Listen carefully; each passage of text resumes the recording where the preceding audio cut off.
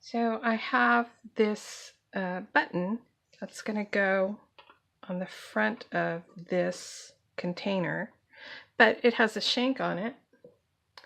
So I'm just going to take these clippers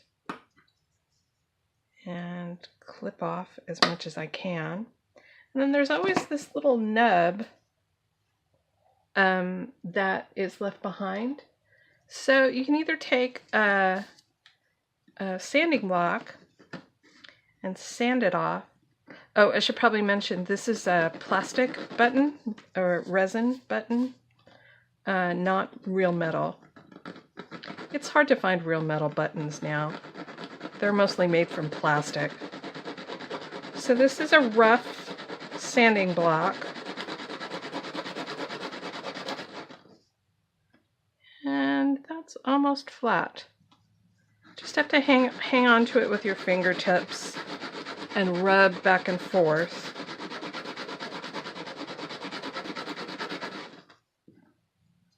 Until it's flat. And then we'll lay on this very nicely. And I'm going to put a blob of E6000 on this when I'm ready to glue it on. And then it will hold the little bit of shank that's left. We'll sort of lift it a little bit. And that'll be fine. Here's my button with a little paint on it. I just added a little pop of color. There were some flowers on it, so I went ahead and painted it. And once I get this glued in place, I'll cover the tin with some glossy finish, and I'll also add a little gloss to these flowers. So I did a heart for each one of these, and I think that's the only decoration that I'm going to put on these, other than a little bit of glitter. And I've already done this one. I don't know if you can see it here. Let me move it around in the light. A little bit of glitter in her hair, and a little bit on the rose and on the heart. I use glitter glue. I hate loose glitter with a burning fire, unless I'm putting it into little bottles, which we'll talk about when we get to the stuff that goes inside these tins. But I love glitter glue because it comes with an applicator tip, which lets me draw with it. So adding glittery highlights into her hair was really easy. And I might hit these other two tins with some glitter, or maybe just this one. I kind of have the grungy thing going on with this one. It's the one that was sanded. So I might not do anything glittery. I might try to keep this one a little more matte. So that's those. And there's these. I haven't really decided what's going on with this one yet. It needs something, like maybe a word right here, or I don't know. I'm still working on it. But this one, I have a bottle of some mixed beads here. I buy seed beads whenever I see them at the dollar store. And kind of just dump them in containers to create these little mixes. I got the idea when I was at the craft store and I saw them mixed like this. I thought they were really pretty, but they're also ridiculously expensive. So I do it myself. So what I want to do with this is take a little tacky glue. This is the quick drying version of tacky glue. And I'm just going to draw a little bit of a line.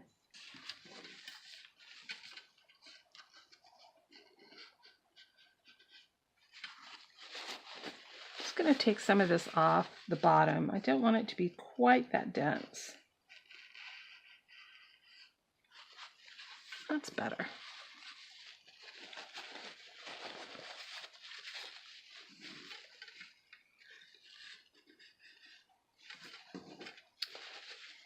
Now, I'm just going to dump these in.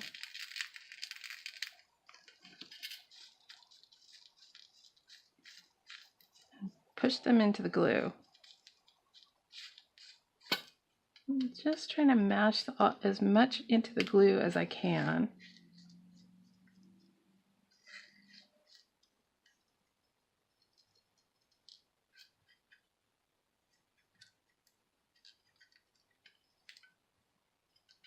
And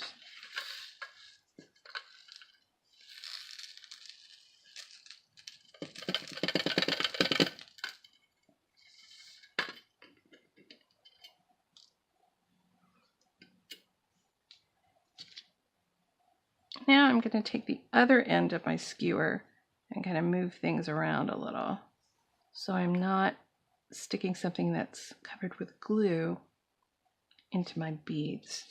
And a couple places where there's not quite enough. I can add a few more.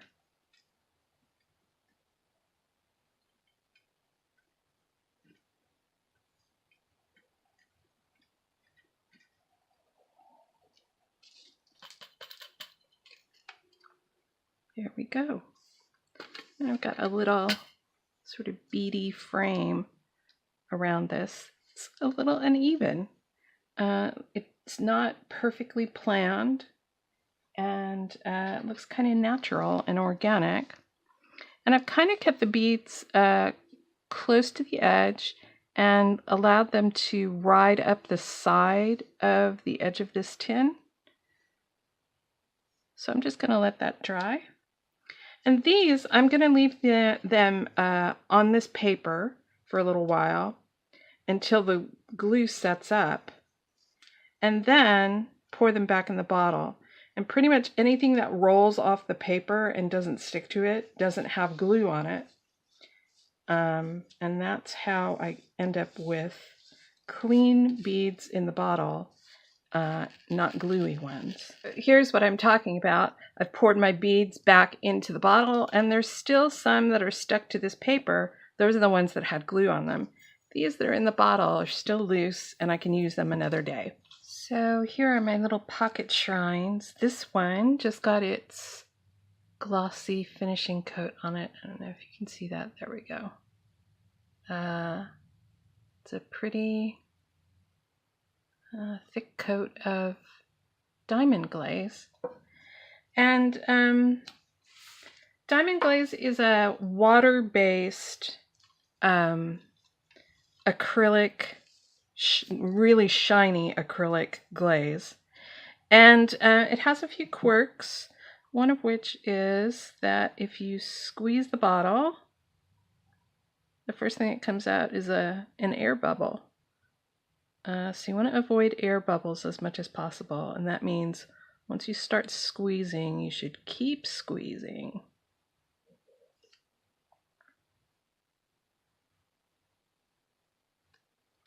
And of course, this tip is clogged.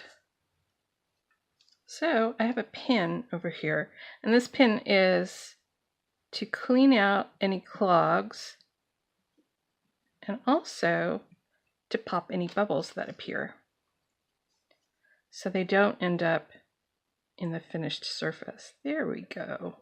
Much better. So I'm just applying this to the top and letting it run down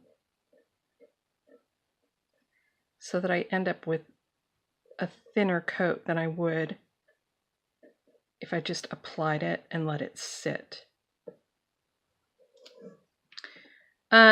So one of the things that I have learned over time is that it's better not to use a brush with diamond glaze because brush strokes always show up. So you just kind of want to let this flow on. And I'm going to spread this a little with the tip. But really, what I'm going to spread it with is my finger.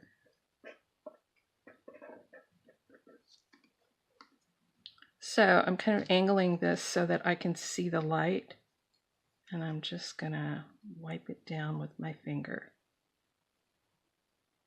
I've tried this with a foam sponge, not so great.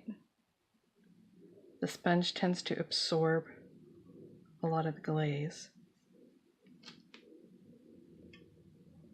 So my finger is the right applicator for this.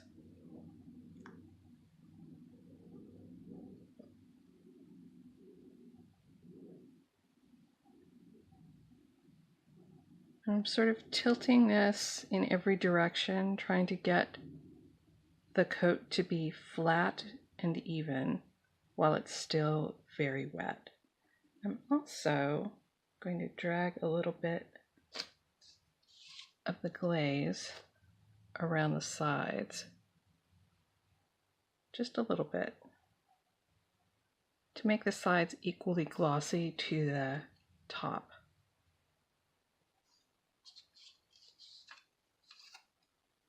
Sometimes when I do this, I let the glaze run right off onto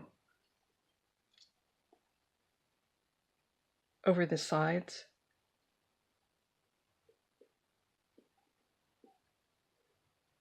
And then kind of clean it up with my finger.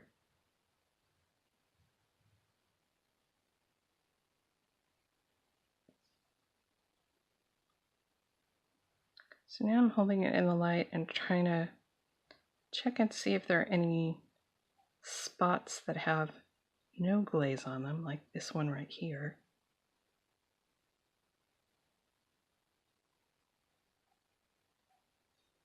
And I want to do this quickly before the acrylic starts to set up.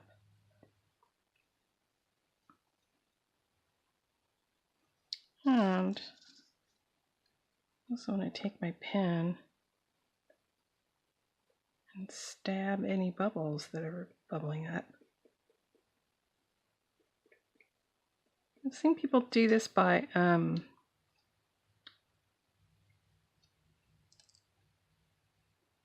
blasting it with heat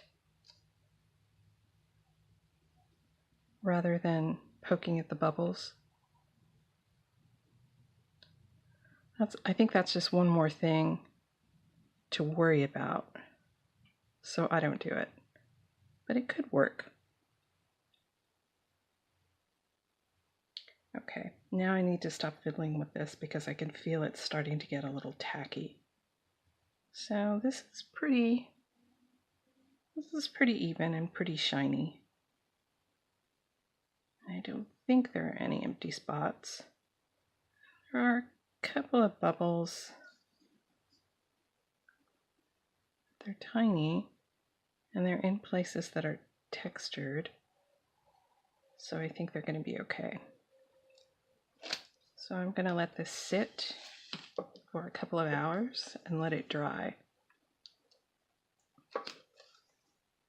I'm also going to do a similar sort of treatment on the inside of the hanging shrines once I get all the stuff that I want in place. So on this one, I think I might want to glue a shell or a pearl or something down here before I apply the glaze. And I'm going to apply an even thinner coat and let it roll around on the inside to give it a shine.